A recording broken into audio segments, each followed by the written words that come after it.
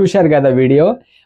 సచిన్ టెండూల్కర్ గారు వెంకటేశ్వర స్వామి మూర్తిని అందుకోవడానికి తన కాళ్ళకున్న షూని విప్పి పక్కకు పెట్టేసి ఎంత వినయంగా ఎంత భక్తితోని వెంకటేశ్వర స్వామి మూర్తిని అందుకున్నాడు. అది కూడా ఆంధ్రప్రదేశ్ ముఖ్యమంత్రి చంద్రబాబు నాయుడు గారి చేతుల మీదుగా తీసుకున్నాడు. కానీ భక్తి అనేది లోపల లేకపోతే అంత వినయం అనేది రాదండి, మనకు అక్కడ కనిపిస్తుంది అనమాట. మరి ఆ సభ కొంతమంది దేవుడు ఉన్నాడా లేడా అని ఒక కన్ఫ్యూజన్లో, కొంతమంది లేడు దేవుడు అని చెప్పేసి మాట్లాడేవాళ్ళు. ఇలాంటివి చూసి ఒకసారి ఆలోచించాలి మీరు.